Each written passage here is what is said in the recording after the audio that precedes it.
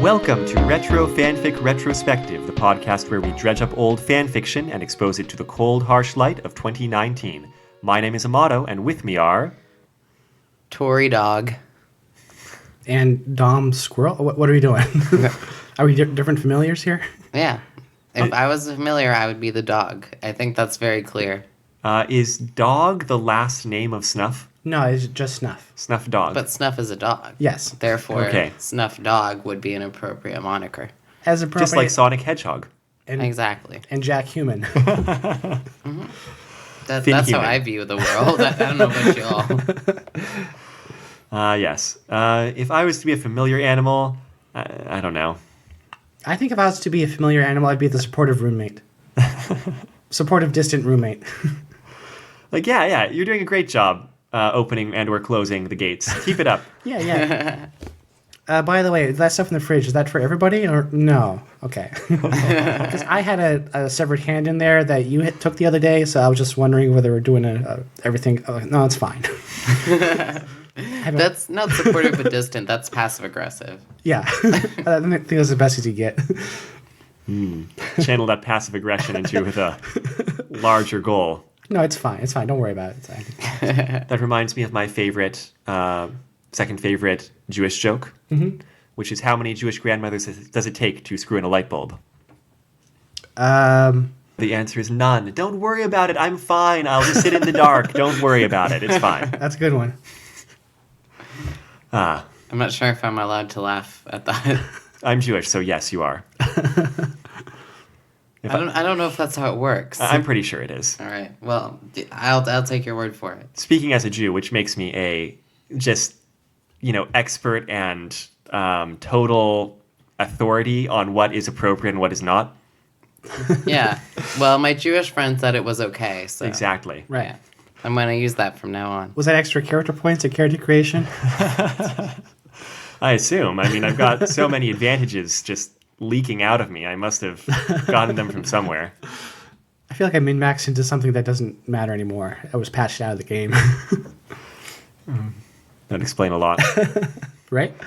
That's okay, because you've dual-classed second edition style into audio editing, allowing us to put this high-quality podcast before the masses. Sure. In which we talk about things that everyone will agree is fan fiction and that nobody will shout at me about it not being fan fiction. So what's the fan fiction we're reading this week, Amato? To lead into that, let me ask you, what month is it? September. September? I think that's not correct. I don't think that's a month. It's a very friend-filled October? I was going to say, yeah, does this evening seem to be a quality of friendliness or perhaps being lacking for company? I mean, I've been alone, but I don't feel lonesome, so, Well, it doesn't matter if you feel lonesome. Oh, okay then. Does the night feel lonesome? It has it No, I'm sorry. distinctly Does the month quality. feel lonesome, I should say? Oh, correct, That is what yes. the adjective is being applied to. I mean, so far, this September, is spelled distinctly lonesome, yes. So far, this intro is going perfectly. Yeah, swimmingly. Yes, we are reading A Night in the Friendly September. I mean, A Night in the Lonesome October. Which is a novel, 1993, by Roger Zelazny, author of a bunch of stuff I haven't read, and also Lord of Light and the Amber books. And this. Yeah. Does that wrap it up? Does that sum it up for you two also? All roads Yeah. lead to a Lonesome October? Honestly, that does sum it up pretty well for me. Like, the Amber books were where I started, and this story, and a couple other short stories in the old, sci-fi collection books. You know what I'm talking about? I can't remember what those were called. But Asimov Science Fiction Monthly? yeah, those are the ones. Those, and then there was another one that was, called Science Fiction and Fantasy. Oh, yeah. I You feel know like what my I'm talking sister about. subscribed to both of those at some point, and so I would pick them up and look at them sometimes. I was in Chicago in June, and they had those, the sci-fi and fantasy ones, and the Asimov science fiction review ones, and they were 3 books for $10. So I bought a ton of them, and I specifically also picked all the ones that had Asimov's writing in them and all the ones that had Zelazny's writing in them. So I read a lot of short stories from those, especially recently. To be honest, I keep on forgetting Amber is a thing. Really? Every so often, I just have to be reminded. It's like, oh, yeah, that whole series, yes. That whole series of 10 books. No, that collected series into of one 5 books, and then volume. he wrote some other books, but who cares? Well, they're I have all- strong opinions I have- about the Amber series. That's fair. Thing is I didn't read them until my 20s, which is bizarre because I read a ton of like fantasy books when I was really young, but I didn't read them till my 20s. But both copies I read that I own are all 10 books in one volume. Yeah, I have a copy like that too. Yeah. The covers have all fallen off because that is too big a book for one Yes. volume. I'm just going to put that out there. Agreed. Maybe they should have only put 5 in it and burned the rest or something. I don't know. I'm just spitballing here. Just random opinions. Just take them or leave them. I get where you're coming from, but, you know, I had to walk the path all those times. Walk in the order pattern. Pattern, Yeah. yes, thank you. I just walk the cracks in between the pattern in this fractured, imperfect reflection of a world that we live in. According to the Amber Diceless role-playing game, what that gets you is shadow walking, except that everything's kind of crappy. Shadow walking, but worse. Yeah, shadow walking insisted like you step in mud a lot more, and like birds poop on you, and Sometimes you like misstep and twist an ankle. if you stay at a hotel, like you just can't get comfortable in the bed. And they say it's like continental breakfast, but it's just like some really old stale bagels. Right. You try Yeah. to, The scrambled eggs are really watery. Yeah. you try to find a shadow where like the scrambled eggs are really good and the bagels are just that much worse. It always happens that way. Anyway, A Night in the Lonesome October. It's a book we've all read by Roger Zelazny, even before I signed it for this episode. But I hadn't read it for a long, long time. It's a book I really liked and actually kind of reread every like 3 or 4 years or something. And I was about due for a reread. Oh, good. Question: how many pages is this? Do y'all know? Because I mean, my main point was: is this a book? Is it a novella length? I feel like it is relatively short. It's a short novel, but I don't think you would call it a novella. This is 190 pages. I don't know how accurate that is. Okay, I guess that's novel length. It's also just kind of a, it's a breezy read. So it that's what I feels was about shorter to than it say, is. Yeah. Yeah, the first half especially flies by really quickly. Yeah. Yeah, the book flies by, which is why I always thought this was a short story in my recollection until I reread it and was like, no, this is way more pages than a short story. Okay. Now, we should probably talk about it as fan fiction. We'll go into the story a little bit more later, but it's basically a horror and Victorian literature crossover. It's kind of interesting what Zelazny chooses to pull from when he just kind of had his choice, whatever to do. You've got the Cthulhu Mythos underlying things. Right, That does not count for fan fiction for me. right. And then you've got, like, Sherlock Holmes. Mm-hmm. And you've got some other Victorian things like Jack the Ripper and someone who's supposed to invoke Ra-Ra Rasputin, lover of the Russian queen. Rah, rah, Rasputin, lover of the Russian. That's stuck in my head. Yeah, you're welcome. Use that in social studies class as a student teacher. Really? Yeah, we were talking about revolutions. That's cute. One of them was the Russian Revolution, and clearly that song tells you everything you need to know. That was really popular when I was in college, especially because it was like one of the songs you could dance to on the dance game in Xbox Connect, which they had at the local furrier shop. Wow. Nice. I like stumbled across a random YouTube video of some like 2 people like doing a perfect of that. It was really fun to watch. Anyway, you've got those characters, but then you have the universal monsters. Not even like, Frankenstein from the novel Frankenstein, Yeah, but no- Frankenstein from the movie Frankenstein. And not just Dracula, but Dracula played by Bela Lugosi, probably. exactly. Yeah. Yes. And then you've got not just a werewolf, but you've got the character from the movie The Wolfman. Yes. And Yes. so I just found it a little bit curious that he drew from like the modern movie incarnations. Well, okay, maybe the Sherlock Holmes is supposed to be kind of like the Basil, what's his name, Sherlock Holmes too. I don't know. The like deerstalker cap. It's quite hard to tell. Yeah, you can't really tell. They don't mention specifically any cap or But maybe that's what he had in his head. I don't know. could be. So it's a mega crossover. I would call it kind of a general horror crossover for the most part. It's a Super Smash Bros. Of horror stuff. Right. Yeah, but it's funny because it's like it's definitely a kind of classic horror mystery type stuff. Like, it's very Halloween to me. Like, you've got the Dracula, like the Dracula of Dracula. Literally right? the Dracula. Literally yes. There is a Dracula, around. right? Of the original Dracula, in like, you know, all the other references you mentioned, Amato, and with the movie references, but like those kind of cheesy adaptations. I don't know, they're classic adaptations, but Popular culture adaptations. right? But as we consider horror nowadays, we have like Junji Ito, and we have we have like a million things. We have slasher movies. We have so many other things. This is kind of very Halloween-y at its core. And the fact that it's October kind of speaks to that. It's like, you've got Frankenstein's monster, but in kind of the modern, like, tropey conceptualization of Frankenstein's monster. So do you think it would be fair to call this book a novelization of the song The Monster Mash? Yeah. Yeah. Absolutely. That is exactly where I was going. I'm not sure if fair is the right word, but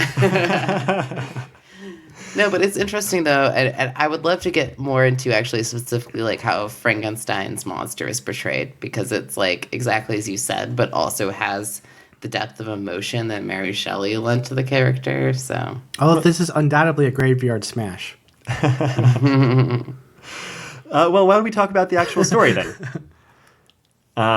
So the story opens with our viewpoint character for the whole book, whose name is Snuff. Right. Snuff is a dog, or at least a watchdog. It is now currently a dog. Right. Snuff may not have always been a dog, but at this time seems to identify as a dog, is in the shape of a dog. A watchdog. Is this important? Yes. I mean... My name is Snuff, and I am a watchdog. Okay. That is very important. That is the first, like, not the first line, but in the first part, right? I think it's the first. The first line is, I am a watchdog. My name is Snuff. Thank you. Yes. I live with my master Jack outside of London now. Oh, my copy's kind of messed up. Oh, it starts with October 8th. That's why at the very beginning... It starts with October 8th. That's why it seemed a little bit odd there. And then it goes, the days at the very beginning of the book are pegged to the end of my copy. My extremely legitimate copy of the book that I'm reading here. Right. Someone just taped Yeah. these pages in the back. So the format of the book is you have a prologue, and then you have October 1st through 31st as separate chapters. Yes. So, in fact, the title is kind of very inaccurate. Well, it's several nights. It's like every night in the Lonesome October. But that's the point, is that every chapter is one night in Lonesome October, up until the 31st, when everything kind of hits its climax. That may be the least lonesome night. Perhaps. Yeah, it was a very Social. very social. That's Yeah. the opposite of lonesome, yeah. I had problems even considering the idea. Okay, so Snuff is a dog, watchdog-like being. And quote, I like being a watchdog better than what I was before he summoned me and gave me this job. And that's the only line in the whole book that talks about Snuff being anything else. Yes. Yeah, and we have a lot of reason to believe in this book that all of... The thing is, there's a lot of animal characters. We have a lot of reason to believe that they are, I don't know, just special for what they are. Especially, you know, because later on we get a squirrel character who is like, I wasn't always like a super hyper aware squirrel. I used to like... Yeah, that searching character is for an nuts and uplifted stuff. squirrel, like, was Yeah. granted sapience or whatever you call it. The rest of the animal familiars are just assumed to be have been regular animals before all of this. Yeah, so Right. speaking of animal familiars, you learn not exactly as an info dump, but kind of in a drip, which is part of what's fun about the early part of the book. They do a good drip, I think. Yeah, it is a good drip. It's not a drip that seems unsatisfying or overwhelming. But you basically learn what the situation is, which is that it's a small town in England, and a bunch of people are living in the area. Like, they've moved there over the course of however long. Some of them have been there for a while. It's a slightly rural area outside of London in 1888 or so. And these various people are participating in what they call the game. The game. The game. And there's players in the game. Yes. And the players in the game are preparing for a ritual that will occur at the end of the month, in which two factions will vie to either open the door for the Lovecraftian elder gods to return to Earth, or keep that door closed. Close the gate, yeah. Close the gate. And there's various kind of rules about, or like metaphysical circumstances wherein like, well, it's hard to tell who's on what side until at least halfway through. It's not even locked in who's playing the game until like a week or so into this month. This is like Snuff's project in a way, and some of his friends' projects is to like figure out who's a player, and by that he's creating a map, and also who's working for which side, the openers or the closers, that's the slow trickle, right? There's various things. Yeah, the interesting thing about this world is that the magic system in this they describe it as complicated rotas of like weird esoteric things, like a green cloth ripped from a scared woman at midnight. Right. And so the magic in this world is very purposely vague and esoteric and works in mysterious ways. And so the cool thing about the book is that it's not just one thing that they're trying to do. There's like 5 different things simultaneously. Right. So Tori, you mentioned trying to figure out who's on what side is a thing that they're concerned about. Trying to figure out where the ritual is going to take place is a thing they're very concerned about. Where the gate is that they're trying to open or close. And where the gate is. And this is a kind of geometric problem, but you also have to know the residences of all the players in the game, which means you need to know all the players in the game and where they live. And like, that is more complicated than it sounds. And then you have to do a lot of math. And this whole thing does come across like a game. There's specific rules that everybody follows that they don't really give a lot of why, but they mention that like kind of if you break some of these rules, it tends to not work out well for you. It's not that you'll be like stopped from doing it. That it's terrible for everybody involved. Things can go wrong. Yeah. Anyway, the other projects include, once you figure out who's on what side, murder is a, part of this game. After the death of the moon. After the death of the moon. According to the rules. Right. And then there's the preparing for the ritual, which is kind of scavenger hunt-like. There's a really funny scene early on where like a bunch of the players are in a graveyard, and they're all trying to find things for their own like purposes. And so they're like, hey, anybody have like the finger bone of a hanged man? And they're like, oh yeah, I've got one of those. Do you have any, Do you intact have a liver of a drunk? Right. Yeah. It's like, let me see. They trade stuff back and forth. Right. Yeah. That was happening. That's happening at a part in the game where they don't know who's on what side. So everyone's kind of friendly-ish. Yeah, and those are the human players in the game, but like all of the human players have animal companions, and the story is being told mostly from Snuff's perspective. And he mostly interacts with the other animal familiars. It's entirely from Snuff's perspective, isn't it? I don't think it changes. It is. You're correct. Yeah, it's from Snuff's perspective, but we also get some insight into the perspectives of other animal familiars in the game. And it's important we learn early on that in order for a human to be a player, they have an animal familiar. But all of these are different animals. There's like a needle, the bat, and there's a snake. There's a snake, yeah. There's a cat. There's a cat. The cat Snuff interacts with a lot. So Snuff's project is kind of to figure out like who the human players are, and he partially bases that on like who has a familiar or where these familiars are coming from. They also mention that's not a hard and fast rule too, because when there's confusion when one of the characters is a player or not, Larry Talbot, the Wolfman, they wonder like, well, if he's a player, then where's his companion? He talks a lot with plants. Can a plant be a companion? I don't know. Could be. Is he his own companion because he's a werewolf? Yeah, exactly. Does that count? So these are traditions which are vaguely understood. Right. Right. Yeah, and there's a lot of that confusion. So, and Snuff is kind of a fun character in this way because he's always, like, I love that he's always trying to map out where everybody is. And he makes some mistakes in his map, which I think is very interesting. Here's what I like about Snuff. So his partner is Jack the Ripper, who is some sort of cursed immortal who has, like, a magic knife and, seems to be a fairly chill guy for the most part. Well, who's portrayed as a very prim and proper Victorian gentleman in all sense of the word. Right. And he's a good guy. These two are closers, Right. But what I was going to say is what I like is that he and Jack are really equals in this venture. Because Jack, they never second-guess each other's decisions very much. If anything, Snuff second-guesses Jack's. But Jack just seems to be like, yeah, Snuff, I totally trust you to, like, go out and map the thing. And, They're partners. They're partners. Yeah, they're partners. They work independently from each other. They work together. Jack seems to be working on the scavenger hunt part, and in some cases kind of defensive things. And Snuff is the one who's trying to figure out the players and the geometry. And, like, that's his job, and that's completely his job, and it's not Jack's job. Well, and the other companions are talking to Snuff, marking how they were surprised that Snuff was the calculator of the group. Which is unusual. Yeah. Well, and because we get this from Snuff's perspective, we don't really understand Jack's role particularly well, other than to be a closer when the event happens. Well, He goes Snuff- around and he does some things, but Snuff kind of performs a lot of the calculations that are necessary. I think it's fairly heavily implied that Jack is doing things useful. Yes, it's but we don't it's know just what that they in the same are. way that Jack's not micromanaging Snuff, it's not Snuff's job to keep track of what Jack is doing. Yeah, Yeah, that's fair. They say that like Snuff doesn't know what Jack's doing, but Jack is collecting materials for spells to.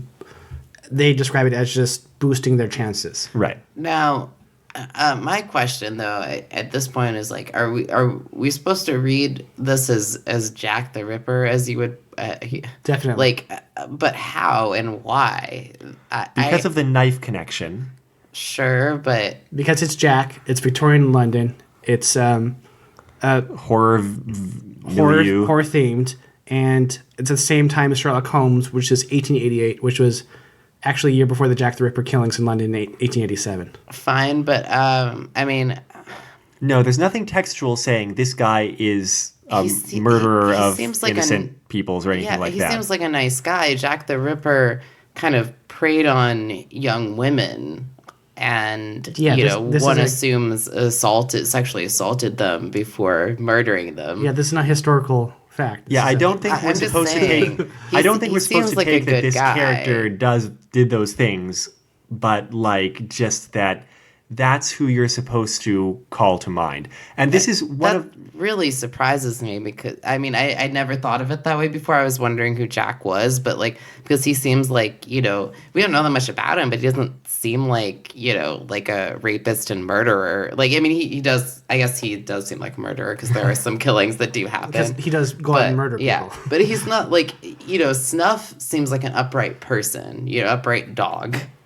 And to work with him doesn't seem like he's working for someone who's like a pretty evil man. No, we're not So supposed I to was think that quite he's evil. surprised. Yeah, it's just a character based off the idea of what if Jack the Ripper.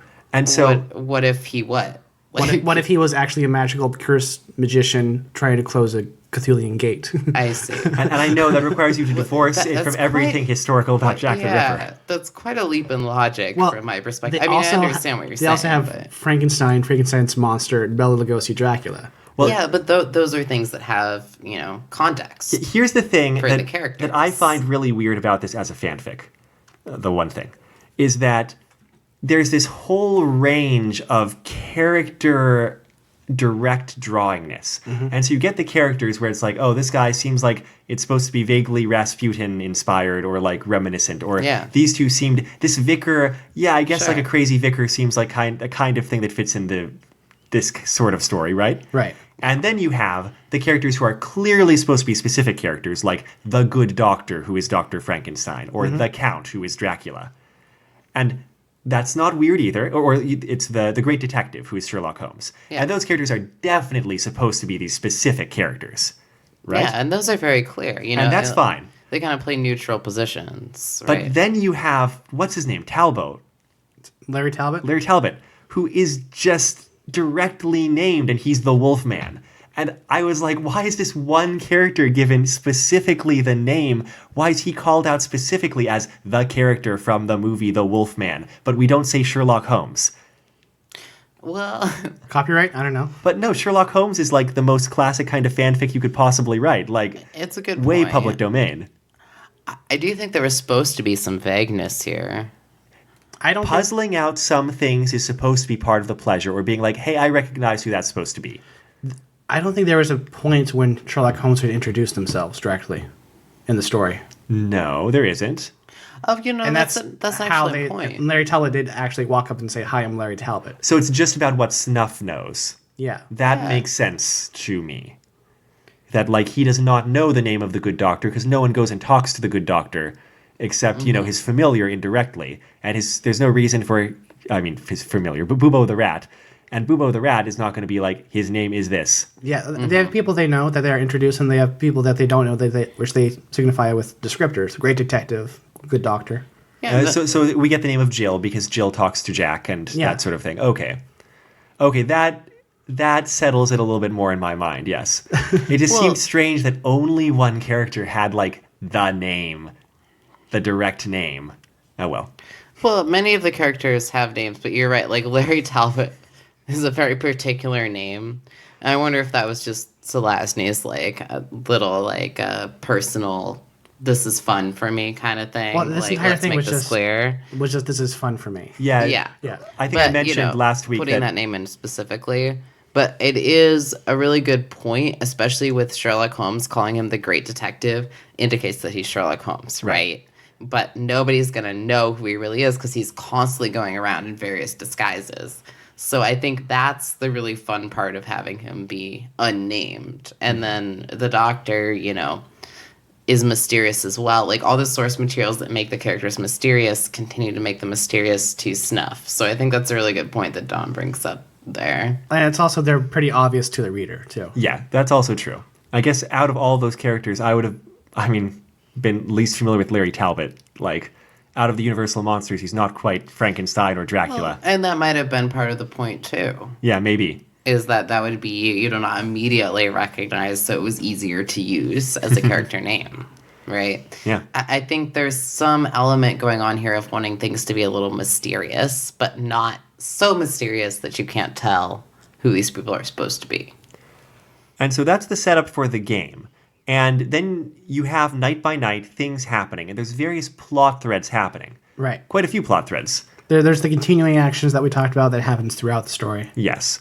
There's the kind of thread of the vicar, who's the most like militant, murdery people, apparently, of them. And Snuff finds out later on that he has a captive who's planning on sacrificing at the ritual, and they kind of decide to try to save the captive, and that's sort of a subplot. There's the continuing relationship. He becomes, out of all of the familiars, most friendly with this cat, Greymalk, who is apparently Greymalkin was the name of the familiar of the cat of one of the witches from Macbeth. I guess Yes. so. So I guess that's who this witch is supposed to be, maybe? Yeah, or the name is a reference, for sure. But I think the witch character is supposed to be generically a witch. Yeah. Right. Yeah. And it's an interesting progression there, both, and it parallels Snuff and Greymalk, and then Jack and Jill also, that they become kind of friendly with each other.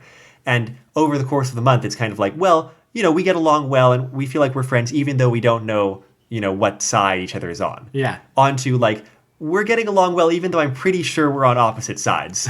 Into, like, We know well, we're on opposite sides. we are definitely on opposite sides, but we're still friends, right?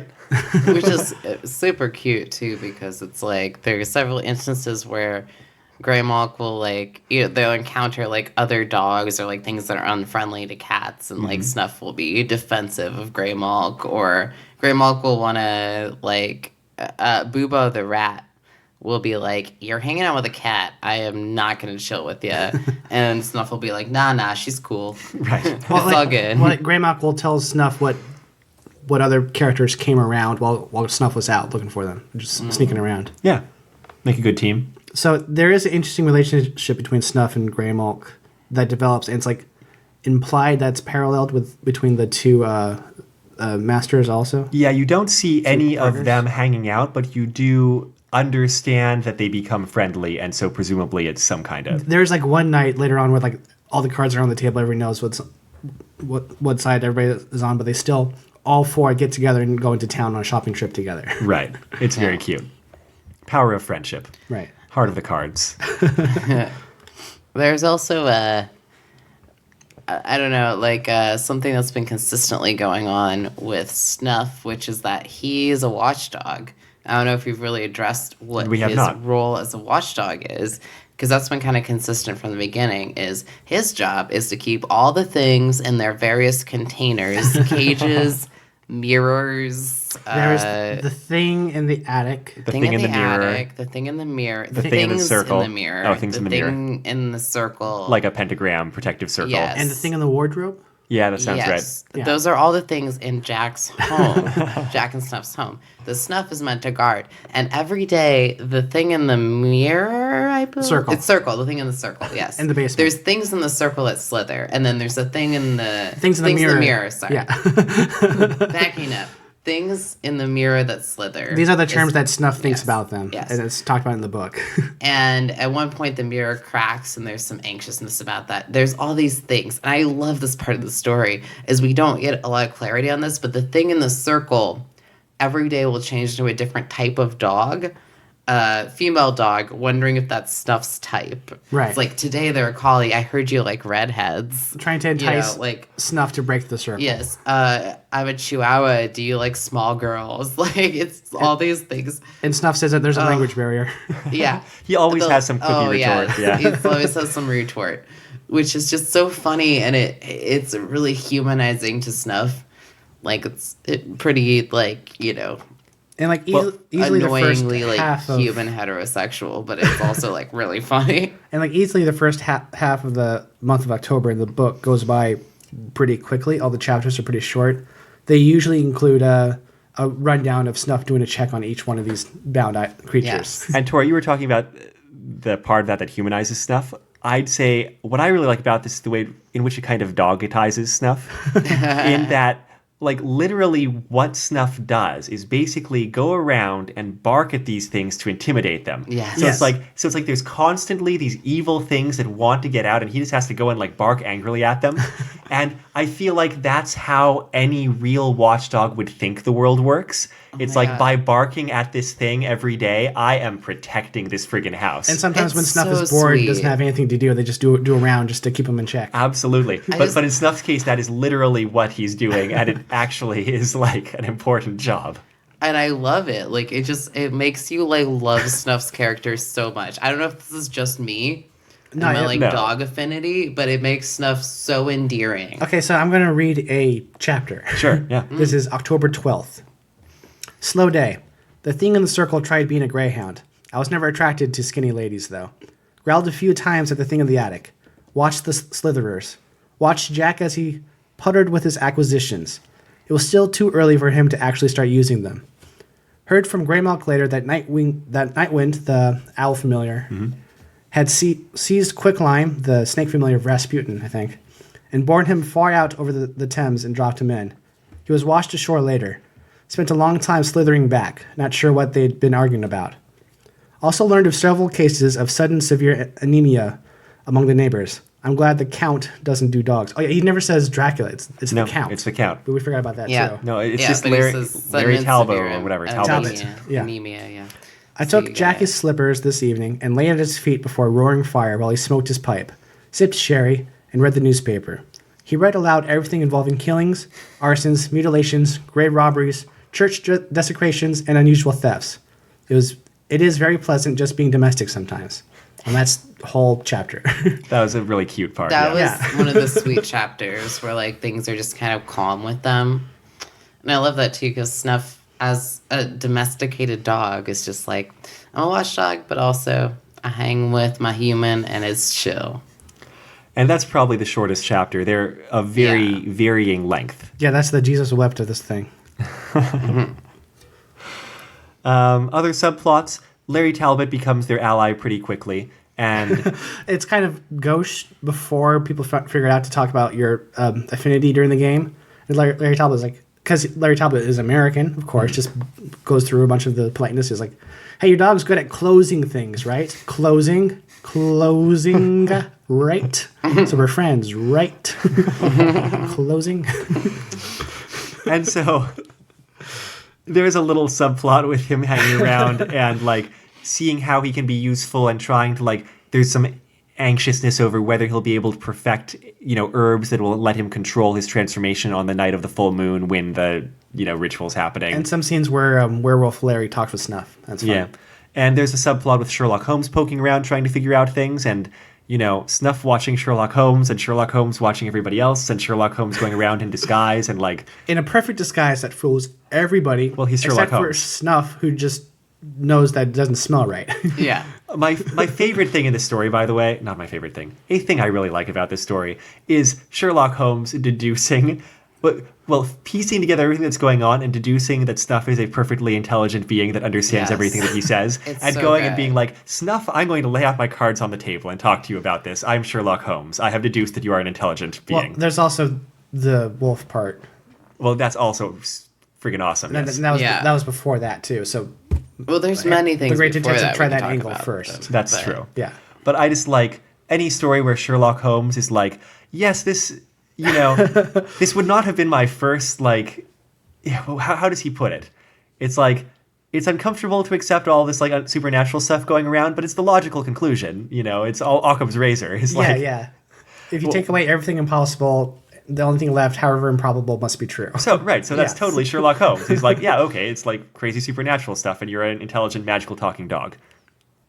Now what are we doing from here? Yeah, I know, it's great because the first time that Snuff kind of sniffs him out, right, is when he is pretending to be like the lady neighbor. Linda Enderby. And Linda Enderby, right. And Snuff knows that's great detective, but Linda Enderby comes by Jack's place and Snuff's place and is like, oh, let's hang out and have tea or something. I don't remember, she brings cookies, but Jack likes her so much. I mean, the great detective in disguise, that Snuff refrains from telling Jack. Larry. Linda and Larry Talbot form kind of a friendship to talk about plants. That's right. Okay, but what was the thing where, like, Snuff doesn't want to tell Jack? Doesn't want to tell Larry. Oh, was it Larry? Yeah. It was. Oh, okay, my bad. Because, like, Larry, unbidden, would talk about, oh, yeah, Linda came by. We talked about plants. It was super cool. We had so much fun. I see, yes, of course. Snuff was like, right. Yeah, and Snuff, like, he wants to tell him the truth, but he's like, but they like each other so much. Wasn't and interesting. I can't do it. Yeah, Larry really needs some support right now. Right. Larry was kind of an interesting character. Like, he just seemed very lonely. So that was kind of Snuff's role. I thought it was Jack for a second, but no, yeah, that makes total sense that it was Larry because he seems to be very lonely most of the time. Yeah. Well, talking to plants. Maybe Yes. that is whom the October is lonesome for. I think it's lonesome for everyone, but yes, maybe especially. I don't know. Snuff does not seem lonesome. Snuff is hanging out with people as much as Snuff wants to. Yeah, all the players hang out with their partners, and even then they hang out with each other pretty often, except for Larry. Larry's the only one that keeps by themselves most of the time. Yes, but the October is lonesome, so that's why they're all trying to keep it company. Anyway, Snuff was very sweet in not wanting to reveal that identity, but eventually it comes to a head. And yeah, it's great because the great detective is like, Snuff, you can hear me, I know you can. Well, And there's Snuff's like, I'm not giving anything away. there's And a he just keeps talking to him. there's and a it fun works part when so well. Holmes is talking to Snuff, and Holmes mentions at one point, many of these crimes would be virtually impossible to demonstrate in court, but I have neither a client who requires that I find a way of doing so, nor inclination to pursue such matters for my own amusement. So there's this very Holmesian thing of like, I figured this out because I want to figure this out. I technically don't have to solve anything because that's not my job. Yeah, but he's also Yeah. not being selfish. He's kind of like, so I get the big picture here. And the question now is, in what way can I do good? And he finds a way to do good. It's very nice, even though Yes. he's not a player, even though he's not involved in the whole gate thing directly. Now, is there anything else, any other points you want to hit on in the main story? Do you want to talk about the Dreamlands trip? That is one of the few things that I remembered clearly from this book. Without having read it for 15 years, a long, long time. Yeah, there's a time when, because of circumstances, Greymalk is flying Snuff over the Dreamlands and giving this, travel TV show itinerary, overhead description. They get sucked into the Dreamlands and they're like flying through the air and they're trying to orient themselves. And Greymalk uses the description to both orient themselves and steer themselves to where they're trying to go. Right, and it's all very Lovecraftian Dreamlands bullshit where she's describing oh yeah, that city and here's an interesting thing about it. Just one line, we're never going to go there. It doesn't need to be fleshed out. And here's another place and a little bit of description. Yeah. And there's Ulthar, which is totally the best place, and they have their shit together. All the highlights. Is this when they go to visit the great cat? Yeah. Yeah. That was kind of a really bizarre part of the story. Well, it is Dreamlands.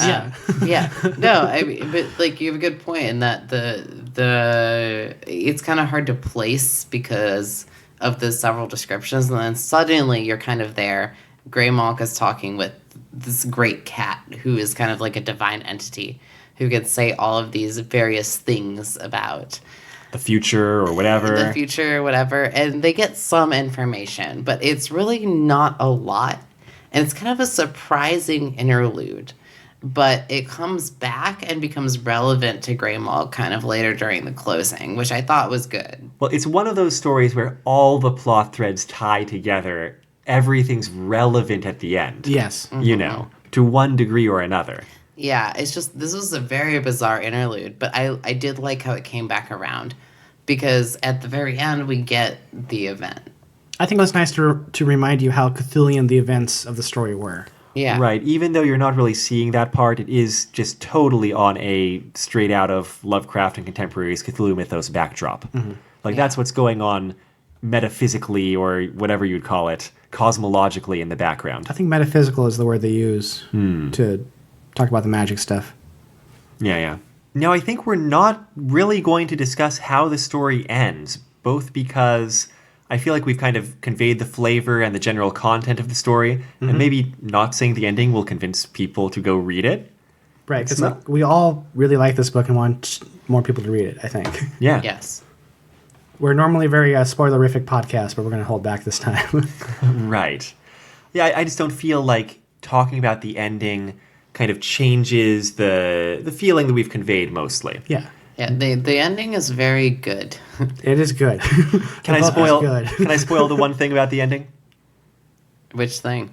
Sherlock Holmes turns himself into a werewolf, and it's awesome.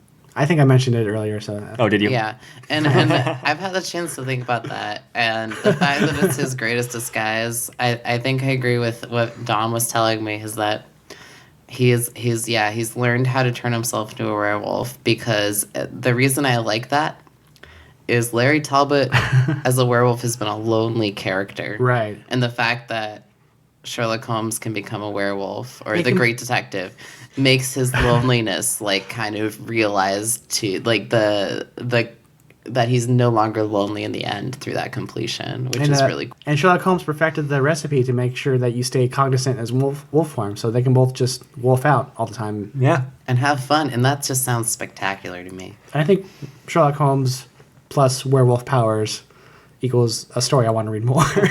Absolutely. Well, that's the other best thing about Sherlock Holmes turning himself into a werewolf, is that it is kind of marginal and not that important and happening in the background of all these other things happening. Yeah, that's like one of the least important things that happens in the story. I mean, he does it for a purpose and he fulfills that purpose, but it's not even the point of the ending or anything. Yeah. No, because what happens, not to spoil anything, but the ending is that we're building towards this idea of a gate opening at the end, and there's openers and there's closers, and we need to see the roles fulfilled. And those roles are fulfilled in kind of surprising ways, and the familiars, because we see it from their perspective, mostly from Snuff's, play really important roles in this. And I really like how it ends because of that. Now, take a moment, stop gushing, turn your head around. What did you not like about this book? The inappropriate word for Romani. Yeah, that's true. Yes. I noticed that too. Yeah. Yeah, I mean, It's straight out of the Wolfman, but Yeah. still. to piggyback off that, there are some things that it's a little hard to criticize because this is kind of an older work of fiction. And it also takes place in 1800s Victorian England. Yes, but nonetheless, it was written in the 70s. Oh no, later than that. 90s. 93? I want to say. Yeah, 93. You're right. I think I was thinking some of Zelazny's older stuff. No, this is one of his last books. Apparently, it was the Yes. last book he wrote by himself before his death, and one of his Gotcha. favorites. Yeah, so 93, not super old, but, it kind of has some antiquated elements to it. And for instance, there's like some transmisogyny when we're talking about Sherlock Holmes disguises, though not actually a lot. I was looking for it, and they were actually really good about it, because Yeah. Sherlock Holmes as Linda Enderby was just very straight face, and nobody there wasn't any moral comment on it, whether it was good or bad. It was just they just mentioned it was well done. Right. The only comment is it was an impressive disguise, which of course it was, because it's Sherlock Yes. Holmes, and Yeah. disguising is like one of his deals. And they mentioned at one point that when Sherlock Holmes' disguise as Linda Enderby slips is when they're playing music, and they describe the movements as masculine, but they just kind of showed that the facade was dropping. Right. Yeah, and that's fair. And that's the only part that I was like, well, what's your definition here? Yeah. But actually, that's considering the time and the age of the author and all of that. It's not really that bad. Yeah, I've had a couple worldview shifts since the last time I read it, so I was going back into this looking for something untoward, but I was okay with it.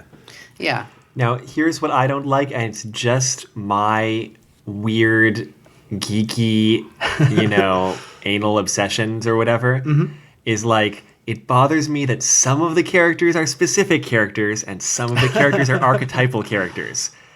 I just don't like it. I wish they were all specific characters. Does the fact that Rasputin is Rostov bug you in this? Yes, it does. Okay. I mean, they could have given him no name and have it been like, oh, it's supposed to be Rasputin. It's the Mad Russian or That's something. fine. Yeah. But it's not Rasputin. And, Larry Talbot is Larry Talbot. Mm-hmm. And, the great detective is Sherlock Holmes. Come on. Of course. But, that is just not Rasputin. Mm-hmm. And, the vicar is not anyone specific. And it bugs I want everything just so as a nerd. I want everything to slot into the same category. And you said yourself a lot of times that you're a continuity nerd. I'm a continuity nerd, yes. Who it is, where they're from, and what they're doing. Exactly. And it would be fine if they were all a little bit off, from being a specific character, though then we wouldn't have been doing it on this podcast because it would not be a fanfic if they were all inspired by other characters. And it would be fine if they were all specific characters, and I just don't like it that there's some of both. No, and I can kind of get on board with that in the sense of, how characters are portrayed. We kind of only get basic glimpses into certain characters, and I think that's the point of the work. But you get, the Count clearly being Dracula, the Great Detective clearly being Sherlock Holmes, and you get the very, specific image, which I actually really like, of Frankenstein's monster, almost crushing Greymalk, who's the kitten, just like the kitten gets crushed, and, and Mary Shelley's work. Luckily, it does not happen in this story. Yes, the Greymalk is saved, which, is a great parallel. So you get those awesome parallels, and then you sometimes get kind of this shifting away, and I feel like there's something that's almost, lost in the fact that the identities of the players are not fully realized. You get hints, but they're not fully realized. Snuff is a really well-developed character, and all of the familiars are. The humans are kind of deliberately not so. And I guess it kind of leads to a little bit of confusion. For me, the fact that Jack could be Jack the Ripper, it just makes no fucking sense. I'm sorry. I understand. Jack the Ripper was this horrible man. Jack is supposed to be this nice guy that Snuff hangs out with. That doesn't work for me. If it helps, they're not talking about the historical Jack the Ripper. They're talking about Jack the Ripper, the character as seen in horror stories. But that's what it's referencing. But even then, he just turned into a good guy. Yeah. Yeah, but I don't know any stories in which Jack the Ripper is a good guy, except for this one. I guess there's several different. I didn't recognize him in this. There's many different stories, in animes and stuff that use a Jack the character inspired character. So I'm kind of used to seeing that in different fictions. I mean that's fair. I'm not, and I mean it's. I understand if that's something that Zelazny had a precedence for. I'm not familiar with that precedent that was set before that, so maybe that's my problem. But it's just it's also a weird precedent to say somebody who was a pretty horrible murderer of young women could be a good guy. But they kind of do the same thing with Rasputin also. Well, Rasputin was revolutionary. Rasputin was a bunch of things. I don't know. No, I mean, but here's what I think is in terms of Rasputin. He's not as prominent a character, first of all. He's not given the kindness that Jack is in the story. Mm-hmm. And furthermore, the whole thing about the Romanovs, Rasputin as a mythical figure can be construed in multiple ways. The Romanovs were not good. They should have been overthrown. Rasputin probably isn't a good person. Right. But, there's arguments to be made around the importance of his role as a revolutionary. But it's just the concept of Rasputin as mythical figure. I kind of just the same thing as Jack the Ripper as a mythical figure, not as an actual person. I suppose, yeah. I mean, and that's fair. And maybe it's just my lack of familiarity with Jack the Ripper as a mythological figure, other than just the story of him as Yeah, a I don't think you've been murderer. watching a lot of the Chunibyo anime lately. I Yeah, but like, did that precede this work? Like that's where I'm at. Well, it acclimated me to the concept. I see. I'm distracted by the sudden urge to seek out fan fiction of the animated movie Anastasia. So let me fight that down for a moment. That was an awful animated movie. Give in I to it, know Mona. it was. I loved it when it came out, Give and I into it, Mona. had the Anastasia doll where you could like pull her hair out of her head and it would get longer. But Okay. anyway, Well, we should move on. Thanks, Tori. I think you drew some intelligent criticism out of me complaining that authors do not cater specifically to my whims. no, but you had a really good point. No, I didn't. But No, you didn't. but speaking of good things, what do you think the greatest strengths of the story are to close this out? It's written by a dog. I mean, Well, I didn't know that about Roger Zelazny, but I clearly believe it. a dog. I love Snuff as a character. The Yeah. dogness of the character is perfect. And there are points where the cat talks and the snake talks and the bat talks and the rat talks and the owl talks, and they all talk like you would want those animals to talk. I think that is spectacular. It's really good. For me, I think it was the drip-fed world building that just happened in the background. Because this is kind of story where if you laid it all out, just bold-faced and like explained it, it wouldn't be that good. But the fact that it's in the environment, that it doesn't, there's a lot of showing, not telling, really, with this sort of stuff. That it's discovered and it's incorporated in organic ways, which just, I'm a fan of that style of storytelling, which is why I got into early Steven Universe. There's a lot of things where they just little mentions of the world and you just left to go, whoa, what does that mean? I agree, and I guess the third pillar of that is that he does a really good job. He's throwing in all these things that amuse him. And he works them all into a coherent narrative where they all fit together, and where he doesn't throw in, he throws in very little that doesn't contribute to the story as a plot that's progressing and as a piece of entertainment. And also by keeping it vague, it doesn't need to justify too much. No, he doesn't. Like, we don't need to know Jill's whole backstory. We get what we need. Yeah. For her role in this story. We don't even need to know that much about Jack. We get what we need. Yeah. And It gives you some ideas what Jack could be. It also... and so it could have been a lot more self-indulgent, I feel like, in terms of what he put in. And he showed some professional writer restraint in kind of like making sure that the things he's putting in serve the work rather than just kind of being bloated or meandering or whatever. It also helps to support the animal protagonists as the main actors in the Right. story, and things being mostly from Stuff's perspective. Like, the knowledge of human actions is just enough to give you what the plot is, but not enough to make you see things quite from the human perspective. Yeah, and we've mentioned, but I just want to emphasize the different viewpoint really makes this story pop, I think. It's pretty Yeah, Yeah. it does. Yeah. So next we should read Bunnicula, right? No. Can we call that Dracula fan fiction? Yeah. I'm not actually sure we can. I don't know if there's... That would just be like vampire. Like, I get the name is, but it's just really vampire. I think you could. I don't think you should. Yeah. Well, when this episode comes out, there should be a couple weeks left in this Lonesome October of 2019. This is coming out on the 14th. Yeah. So take the opportunity to go out and read a published piece of crossover fan fiction that you may not have read before. We suggest it. As for next week, things are a little bit up in the air. I'm still figuring out exactly what we're doing because we're going to be missing Dom again. Yeah. As of release of this episode, I will have just finished opening weekend of South Pacific. Well, also, after the, 16th or so, we're allowed to murder you to prevent you from closing the gate. Just as long as you know where all my places of residence are, so you can fill out the pattern properly. Oh, tricky. Sorry, what were you saying about South Pacific? As you're listening to this, we will have just finished our opening weekend, which would have come directly out of what's colloquially known as Hell Week, which is dress rehearsal and every day before that with a 10-hour long cue to queue on Sunday. So that'll be fun, air quotes. Yeah, have fun. So I'll be out for 3 consecutive episodes. Yeah, which dates will we be able to see you in South Pacific? As of the time of this recording, you can still see me in 6 different shows on Friday and Saturday, the 18th, 19th, 25th, and 26th at 7:30 at Theater in the Grove in Forest Grove, and matinees on the 20th and 27th, which I believe starts at 2:30 p.m. Oh, 2 shows in a day is pretty intense for community theater. One show a day. Wait, I think you said... Friday, Saturday, and a matinee Sunday. Oh, Friday, Saturday, and matinee Sunday. Okay. Yeah. Yes. That makes more sense. It will truly be a lonesome October. Oh, yeah, that's true. Lonesome October, me sitting backstage most of the time reading fan fiction.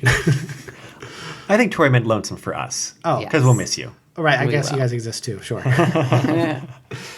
Lonesome for the October, Right. as we've said.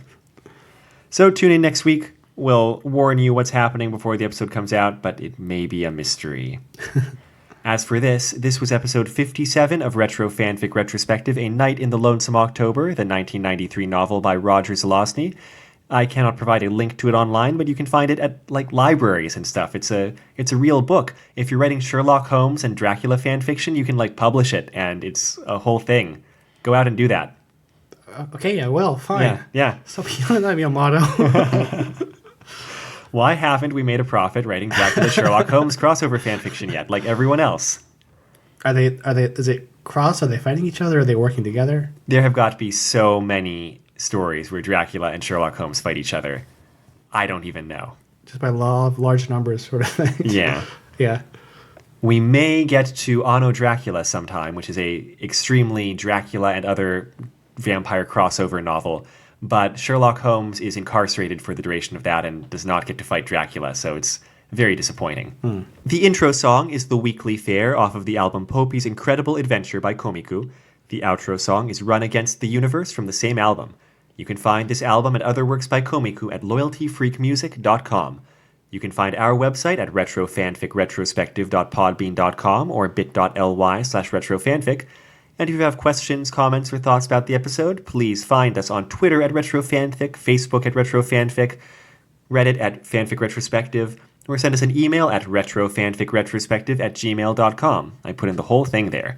You can also leave comments or reviews anywhere you like, but ideally something related to podcasts, like the program that you use to listen to podcasts. I mean, you can write it on a bathroom wall or graffiti it, I guess, somewhere. Comments and reviews. We don't support committing minor crimes. You don't officially. support that.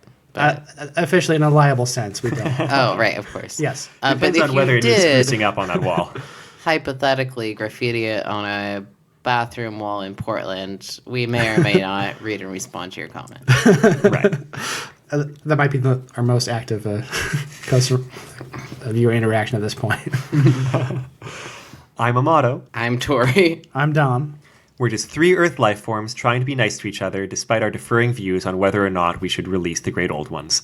Until next time, take care. Okay, so 3, 2, 1, opener, closer. Okay. All right, ready? 3, 2, 1. Closer. Closer. Oh, I see. Okay. We know who to watch out for.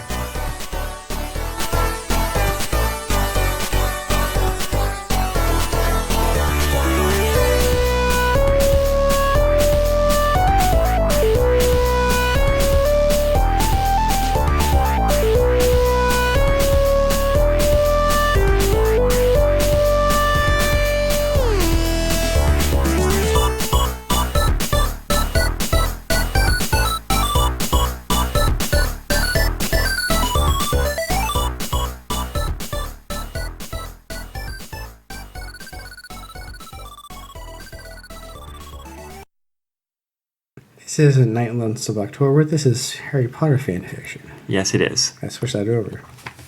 There we go. Speaking of reading fan fiction in one's spare time that is not useful for the podcast, Yes. I read a significant amount of this story called, let me pull it up, Harry Potter and the Lack of Lamb Sauce. The fuck? So the premise is, instead of Slughorn being the new potions teacher in book 6, it is a fictionalized Harry Potter version of Top Chef star Gordon Ramsay. The fuck? I'm sorry, what? Gordon Ramsay as the potions teacher, 6th year Harry Potter. This potion is frozen. Why? Why, I don't know, but it's a very strange fanfic, and not for any of the reasons you would probably think. Because it starts off kind of being a story about Gordon Ramsay as a like Harry Potter wizard character, right? And then it becomes a shonen sports manga with Ron engaging in like a student MasterChef competition at Hogwarts and meeting and becoming friends with all these other like, aspiring chefs from the various houses. Okay, I think this author would be friends with us. Well, if we did that in real life. And that's all reasonable, right? Very reasonable. Yes. Gordon Ramsay drifts into the background, way into the background. That's fine. It's a sports manga. It's cool. Ron was around like his mom a lot in the kitchen. He like gets excited. And he becomes a better chef. And then it becomes this extended story about the ways in which these people are surviving and resisting in the Voldemort-driven regime once they kind of take over the Ministry of Magic and all that kind of thing. And like the various marginalized groups that are, being victimized or in different ways, and like the various oppressions of the government and ways in which people are trying to survive it, and like the support that they have for each other across like these bonds that they made. And that's also cool. It's just that the story goes such different places. But what does Gordon Ramsay have to do with all that? At that point, very little. I mean, he's running a safe house. I guess so. Yeah, I mean... I don't know why not. As hard as I might, I can't figure out why not. And then I didn't finish it because it's just really, really long. It's, 356,000 words of this. Yeah. But, yeah. Yep. That sounds crazy, and maybe something we should look into. Did you read Gordon Ramsay's dialogue in Ramsay's accent? No, because I never watched any Top Chef. You haven't watched a bunch of Kitchen Nightmares? No, I've only watched British Baking Show. But it was frozen. I ate this. Serve this to the customers. He is British, so there's that. You're right. He is British.